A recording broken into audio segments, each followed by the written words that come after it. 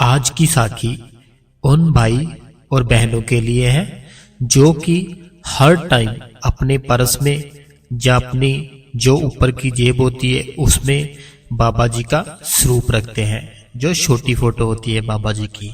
आज की साखी उनके लिए है और बहुत ही काम की साखी है। और जितनी भी प्यारी संगत है बाबा जी की और हजूर जी की संगत है, मेरे दोनों हाथ जोड़ के आपसे विनती है कि आप इस चैनल को सब्सक्राइब कर दे। साथ ही साथ संगत जी कमेंट बॉक्स में राधा स्वामी लिख दे, और राधा स्वामी लिखने के साथ ही साथ संगत जी आप एक काम करें, अपने शहर का नाम लिख दे।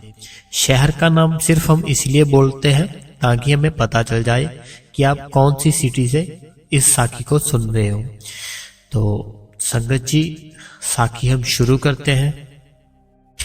आज की साखी जो कि एक बिहार में रहने वाली फैमिली की है। एक फैमिली थी जो कि बिहार में रहती थी और बाबा जी से उन्होंने नाम दीक्षा ली हुई थी और बाबा जी से बहुत प्रेम करती थी। बाबा जी का भजन सिमरन भी करती थी, लेकिन थोड़ी मिडिल क्लास फैमिली थी तो उनके पास डेरे में आने जाने के लिए थोड़े पैसे कम ही हुआ करते थे। लेकिन उनका हर टाइम यही दिल करता था संगत जी कि बाबा जी के पास जाएं, बाबा जी के दर्शन करें। तो लेकिन पैसे नहीं होते थे उनके पास, तो वो जा नहीं पाते थे डेरे में।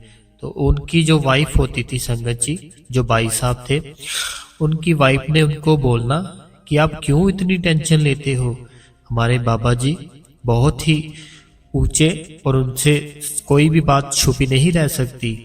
अगर आपका दिल कर रहा है कि आप बाबा जी से मिलें, अगर आपका दिल कर रहा है कि आप बाबा जी के दर्शन करें, तो आप भजन सिमरन पर बैठो। आपको कोई ना कोई ऐसा काम मिल जाएगा जो कि आपको बहुत ही जल्दी बाबा जी के दर्शन जहां पर हो जाएंगे, तो नहीं तो आप डेरे में जाओगे। तो वो भाई साहब अपनी वाइफ को बोलते हैं, मुझे तो कितना टाइम हो गया, मुझे कुछ काम ही नहीं मिल रहा अच्छा सा।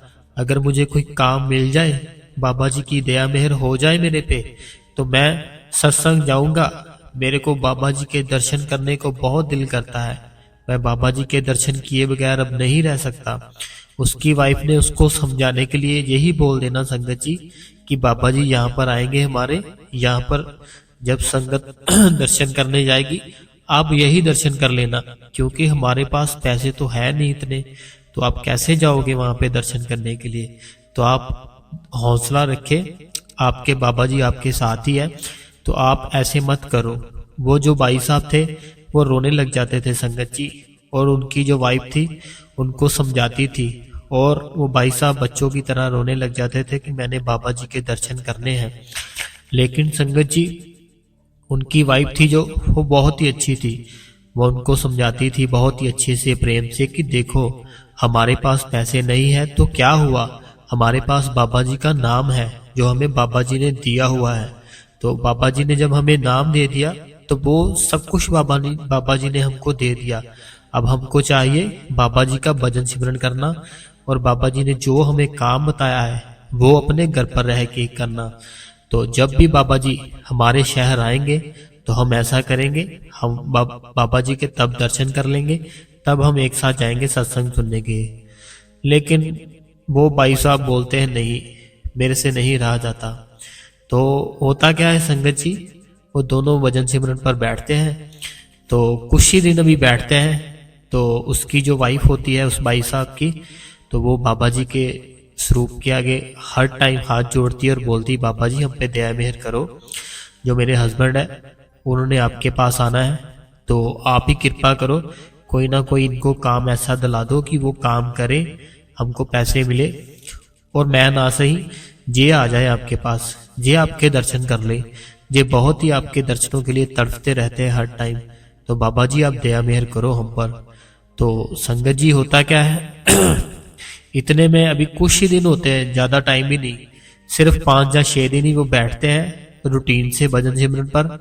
तो बाबा जी की उन पर दया मेहर हो जाती है। दया मेहर कैसे हुई? भजन सिमरन से, जो हम करते ही नहीं है।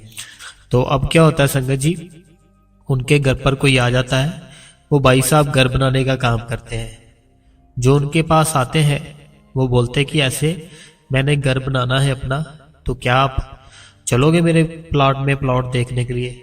वो बहुत खुश होता है संगत जी कि इतने टाइम के बाद मेरे घर पर कोई आया, वो भी पूरे का पूरा घर बनाने का ऑर्डर दे रहा है मेरे को, तो ऐसे तो मेरा काफ़ी टाइम निकल जाएगा इतना बड़ा। वो बोलते काफ़ी बड़ा हमने घर बनाना है, तो वो बोलता है कि मेरा तो 1-2 साल ऐसे ही निकल जाएंगे, हमारा तो खर्चा भी नहीं है कुछ, तो चलो। तो संगत जी वो भाई साहब चले जाते हैं अपने साथ उनको लेकर। तो वो देखते हैं उनका प्लॉट और बोलते हैं हाँ मैं कर दूंगा आपका घर जो भी है बना दूंगा, मैं बताओ आपने कब शुरू करना है। तो वो बोलते हैं कि ऐसे हैं, मेरे बेटा है जो, उसने बाहर से आ जाना है, तो उसने अभी 20-25 दिन बाहर ही है अभी, वो 20 या 25 दिन तक वो आ जाएगा हमारे घर पे, तो तब वो आपको बताएगा नक्शा जो भी है कि हमने कैसा प्लाट बनाना है, कैसा मकान तैयार करना है। तो वो बोलता है ठीक है जी, जैसे आप कहो। तो वो बोलते हैं ऐसा करो आप चलो हमारे घर पर चाय पानी पीते हैं और अपनी जो भी आपकी लेबर है, जो भी आपका सामान है वो लिखाओ आप। तो संगत जी वो भाई साहब को ले जाते हैं अपने घर पर, जिन्होंने अपना घर बनाना होता है। उसके बाद क्या होता है कि वो अपना सारा कुछ बता देते हैं कि इतना सामान ले आना, ये ले आना, वो ले आना। तो उसके बाद अपनी लेबर बता देते हैं कि इतना सारा कुछ, इतनी लेबर लगेगी। तो वो बोलते हैं चलो ठीक है, तो आप ऐसा करो 20 दिन के बाद आप काम पर लग जाना और किसी का काम मत पकड़ना। तो आप और किसी का काम ना पकड़े, इसलिए मैं आपको ये पैसे एडवांस में दे रहा हूँ, ये लो आपके पैसे। तो संगत जी इतने टाइम के बाद उनके हाथ में वो पैसे आते हैं, और जब भी पैसे आते हैं उनके हाथ में वो लेते हैं, काउंट करते हैं और रोते हुए अपने घर पर आ जाते हैं। संगत जी वो भाई साहब होते हैं, रोते हुए अपने घर पर आते हैं और खाने पीने का सामान लेकर जाते हैं। काफ़ी दिन से कुछ अच्छा खाया नहीं होता, खाने पीने का सामान, फल फ्रूट जो भी सारा कुछ लेके जाते हैं।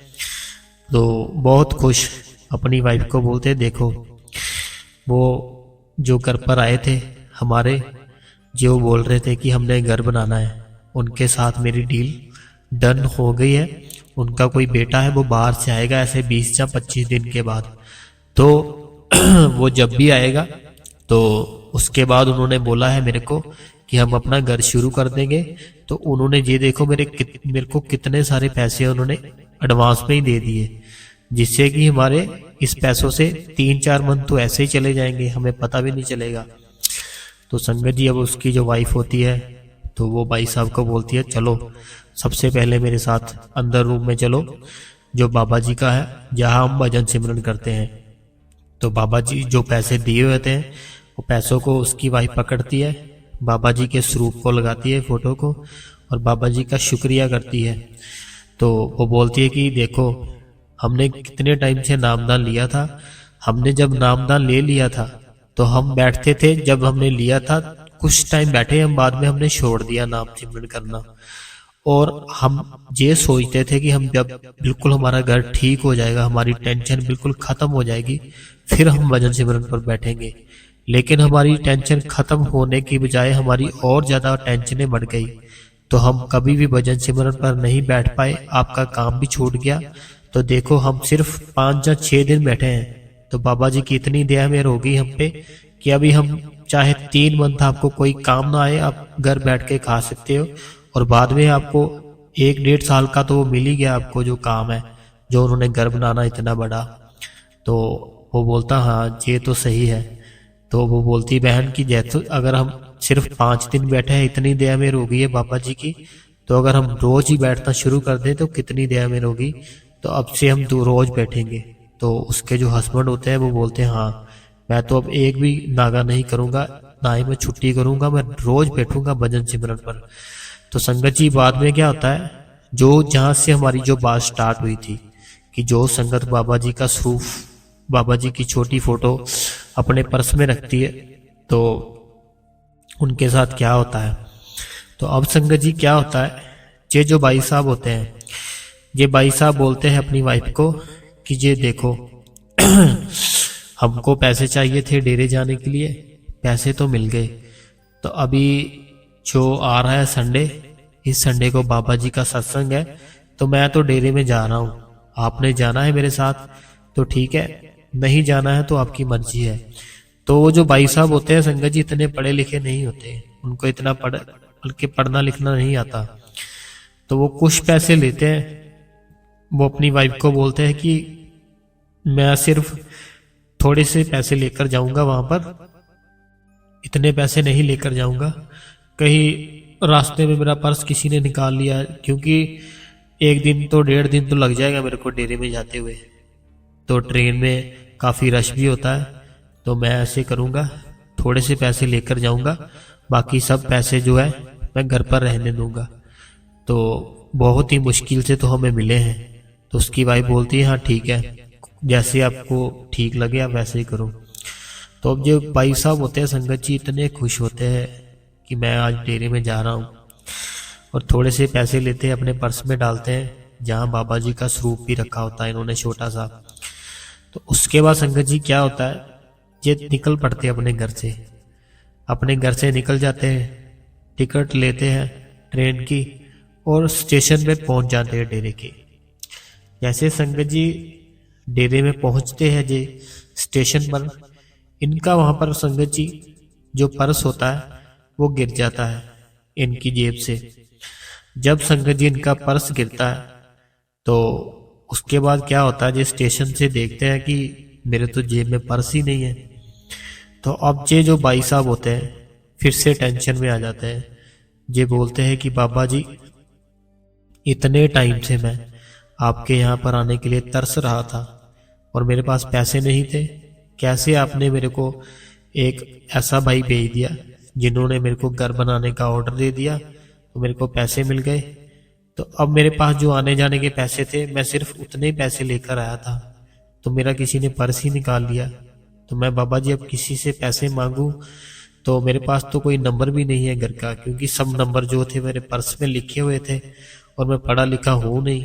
ऐसे मन में बाबा जी के सामने अर्ज कर रहा है, बाबा जी के सामने कि जी क्या हो गया मेरे साथ, अभी मैं स्टेशन पर ही पहुंचा हूँ डेरे में, जो ब्यास का स्टेशन है। तो इतने में संगत जी क्या होता है एक भाई साहब होते हैं, वो जो भाई साहब होते हैं तो वो ऐसे देख रहे, सबको देख रहे होते हैं। तो इसको जब देखते हैं, इसको पूछते क्या हुआ, तो परेशान से लग रहे हो, क्या हुआ, अकेले ही आप बातें किए जा रहे हो। तो वो भाई साहब बोलते हैं कि ऐसे मैं बाहर से आया हूँ, तो बहुत ही मुश्किल से आया हूँ, पहले ही मैं तो मेरा पर्स निकाल लिया किसी ने ट्रेन से। तो वो भाई साहब बोलते इसको भी, पर्स आपका ट्रेन से निकल गया कि यहाँ गिर गया आपका कहीं। वो बोलते हैं कि मुझे पता ही नहीं कि किसी ने निकाल लिया या कहीं गिर गया, मुझे कुछ नहीं पता। तो वो बोलते कोई निशानी बताओ अपने पर्स की। तो वो भाई साहब बोलते हैं कि मेरे पर्स में ऐसे 1-2 नंबर लिखे हुए हैं घर के, और साथ में बाबा जी का स्वरूप है। तो जो बाबा जी का स्वरूप है, छोटी फोटो है जो मौजूदा सरकार है उनकी। तो वो भाई साहब बोलते हैं ठीक है, जे लो अपना पर्स। वो जो भाई साहब होते हैं उनको उनका पर्स संगत जी मिल जाता है। तो वो बोलते हैं कि आप कहाँ से आए हो, ऐसे वो बताते हैं यहाँ से आए हैं। तो बोलते चलो कोई बात नहीं, मैं यही का हूँ, मेरा जो डेरे के पास ही गांव है वहाँ पर घर है, तो मैं तो यहाँ पर डेली आता हूँ सेवा करने के लिए। तो आज जो मेरी सेवा थी वो सेवा मेरी ख़त्म हो चुकी है, तो अभी हम सत्संग सुनेंगे, तो मैं अकेला ही, तो चलो हम चलते हैं आपके साथ ही। तो वो बोलता, भाई जो बाहर से आया होता है वो बोलता चलो ठीक है, चलो चलते हैं डेरे के अंदर, सत्संग सुनते हैं। तो वो दोनों की ऐसे ही दोस्ती हो जाती है संगत जी। तो अब वो बोलते हैं कि चलो पहले हम सत्संग सुनते हैं, बाद में कैंटीन में कुछ खाए पिएंगे, फिर थोड़ी बातें करते हैं। तो वो भाई बोलता है चलो ठीक है। अब वो संगत जी बाबा जी के सामने जाता है। वो भाई इतने दिन से उनको होता है कि मैं दर्शन करूंगा, सत्संग सुनूंगा, सत्संग सुनता है, दर्शन करता है, रोता भी है मन ही मन में कि शुक्र है बाबा जी आपका, आपने मुझे इतना बड़ा ऑर्डर दे दिया घर बनाने का, तो बहुत आपकी कृपा है हम पे, तो ऐसे ही आप दया मेहर बनाए रखना। तो बाबा जी का सत्संग सुनते हैं। तो अब वो कैंटीन में कुछ खाते पीते वो बैठ जाते हैं। तो अब वो भाई बोलते हैं कि मैंने ना आपसे एक सवाल पूछना था, जिन्होंने उनका पर्स दिया होता है ना, जो स्टेशन पे गिर जाता है, जो भाई साहब उसको पर्स देते हैं वो भाई को, जो बाहर से आए होते हैं। तो वो बोलते हैं हाँ पूछो, क्या पूछना है आपने। तो बोलते हैं कि जो आपने बाबा जी की फोटो अपने पर्स में रखी है वो क्यों रखी है और उसका कारण क्या है। तो वो भाई साहब बोलते हैं कि मैंने जो बाबा जी की फोटो पर्स में रखी है अपने, वो इसलिए रखी है, पहले मैं नहीं रखता था, सबसे पहले मैं अपनी माता जी की फोटो रखता था। तो उसके बाद माता जी ऐसे एक्सपायर हो गए, तो मेरा ध्यान मेरा इतना माता जी की तरफ जाता था कि उस मैंने फ़ोटो निकाल दी। फिर मेरी शादी हो गई, मैंने अपनी वाइफ की रखनी शुरू कर दी फ़ोटो पर्स में। शादी के बाद बच्चे हो गए, फिर मैंने बच्चों की फ़ोटो रखनी शुरू कर दी। तो अब जब बच्चे हो गए, बच्चे ऐसे पढ़ने लिखने जाते हैं, बात कोई मानता है कोई बात नहीं मानता। तो अब मेरे को समझ में आया कि जो हमारा इस दुनिया में आने का मकसद था, जो हमें बाबा जी बताते हैं, तो वही हमारा मकसद है कि हम भजन सिमरन करें सिर्फ। और अब मैंने बाबा जी की फ़ोटो सिर्फ इसलिए रखी है कि उनसे बढ़कर कोई भी नहीं है दुनिया में। चाहे घर है, फैमिली है, बच्चे हैं, वाइफ है, जो भी है, सबसे ऊपर हमारे बाबा जी है। इसलिए मैंने बाबा जी की फ़ोटो अपने पर्स में रखी है। और इसलिए रखी है कि जब भी मैं पर्स खोलता हूँ, मैं बाबा जी की फ़ोटो देखता हूँ, तो मुझे बहुत ही अच्छा लगता है। तो वो भाई साहब बोलते हैं चलो ठीक है, ये आपकी बात मुझे अच्छी लगी। तो वो दूसरे जो भाई साहब होते हैं वो पूछते हैं अब उनसे, क्या आपने भी फ़ोटो रखी है बाबा जी की पर्स में अपने। तो वो बोलते हैं हाँ मैंने भी रखी है। तो वो बोलते हैं कि आप बताओ आपने क्यों रखी है फ़ोटो बाबा जी की। तो अब वो भाई साहब बोलते हैं कि देखो मैं जब बचपन में छोटा ही था, तो ऐसे मेरे घर वाले मेरे को ऐसे ही छोड़ गए कहीं पे। तो जब मेरे को कहीं पे छोड़ गए, तो उसके बाद क्या हुआ, मैं ऐसे किसी के घर पे काम करने लग गया। जहाँ मैं काम करता था तो वहाँ पर ऐसे बाबा जी का स्वरूप लगा हुआ था, फोटो लगी हुई थी। तो मैंने उनसे पूछा कि ये कौन है। उन्होंने मेरे को बताया ऐसे है डायरेक्ट में बाबा जी है। तो वो मेरे को साथ ही ले आते थे। तो वो बोलते कि मैं इन्हीं को अपना सब कुछ मानता हूँ, अपनी मदर भी इन्हीं को मानता हूँ, फादर भी इन्हीं को मानता हूँ, बहन भाई सब कुछ इन्हीं को मानता हूँ। तो मैंने इसलिए इनकी फ़ोटो रखी हुई है अपने पर्स में। और वो बोलते कि मैंने इतनी तरक्की की है, इतनी तरक्की की है, जो पास में गांव है मेरे को जैसे वहाँ पे कोई छोड़ गया था, तो मैंने इतना काम कुम किया, इतना सब कुछ किया कि मेरा सब कुछ अभी अपना है, अपना घर है, अपनी मेरी खुद की फैमिली है, बहुत अच्छे मेरे बच्चे हैं। और मैं तब से बाबा जी की फ़ोटो अपने पर्स में रखता हूँ। तो वो भाई साहब बोलते ये तो बहुत अच्छी बात है। तो उन्होंने बताया कि देखो, अगर जो भी संगत बाबा जी की फ़ोटो अपने पर्स में रखती है, तो उनको जैसे हर चीज़ का संगत जी डिसिप्लिन होता है, तो उसके कुछ डिसिप्लिन भी होने चाहिए कि अगर पर्स में फ़ोटो बाबा जी का स्वरूप है, तो पर्स में कोई ऐसी वैसी चीज़ नहीं आपने रखनी जो कि अलाउड नहीं है। कुछ नशे का सामान हो गया, कुछ भी ऐसा वैसा कुछ भी आपने पर्स में, कुछ ये सोचना कि सिर्फ आपने जो अपने हक हलाल की कमाई है वो रखनी है अपने पर्स में। और अगर आपने बाबा जी का स्वरूप रखा है तो आप पर फिर बहुत ही दया मेहर होगी, बाबा जी की बहुत ही दया मेहर। तो अगर आपने बाबा जी की फ़ोटो भी रख ली है पर्स में और एक साइड पे कोई नशा डाल दिया, तो उससे आपके ऊपर दया मेहर क्या होगी आपके ऊपर। तो इससे अच्छा है कि आप ना ही रखें फ़ोटो बाबा जी की। तो अगर आपने बाबा जी की फ़ोटो अपने पर्स में रखी है, तो बाबा जी हर टाइम आपके साथ ही होते हैं, सब कुछ देख रहे होते हैं, सब कुछ महसूस कर रहे होते हैं। तो इसलिए संगत जी, जिनके पास भी बाबा जी का स्वरूप है, तो आपको हाथ जोड़ के यही विनती है कि आपने उसको बहुत ही प्यार से रखना है, आपने डिसिप्लिन से रखना है। अगर जो भाई है अगर घर पर भी जाते हैं अपनी जॉब से, तो अगर अपना पर्स निकालते हैं, उसको ऐसे रखे बहुत ही प्यार से कि बाबा जी का स्वरूप है हमारे पर्स में। जो बहनें हैं उनके पर्स में है, वो भी कोई ऐसी वैसी चीज़ ना रखे अपने पर्स में कि जो डिसिप्लिन है वो खराब हो। तो इसलिए संगत जी, बस यही थी आज की जो साखी थी कि जो भाई साहब थे जो बाबा जी की स्वरूप फ़ोटो छोटी होती है अपने पर्स में रखते हैं, तो उनके साथ ऐसे क्या हुआ कि उन्होंने सारी जितनी थी अपनी बचपन से लेकर बुढ़ापे तक जितना था सारा कुछ उन्होंने बताया कि तब से मैं बाबा जी की फोटो रख रहा हूँ। और जो भाई साहब थे जिनके पास कोई काम ही नहीं था, तो उनको भी इतना यकीन था कि वो हर टाइम बाबा जी का स्वरूप देखते थे, तो बस रोते रहते थे। तो उनको भी कैसे काम मिल गया और भजन सिमरन भी उन्होंने शुरू कर दिया करना। तो ऐसे संगत जी आज की साखी थी। तो जो भी संगत साखियां सुनना पसंद करती है संगत जी, तो आपको दोनों हाथ जोड़ के हमारी विनती है, आप इस चैनल को सब्सक्राइब कर दे, कमेंट बॉक्स में संगत जी राधा स्वामी लिख दे, बेल नोटिफिकेशन को ऑन कर दे और कमेंट बॉक्स में अपने शहर का नाम लिख दे संगत जी, राधा स्वामी जी।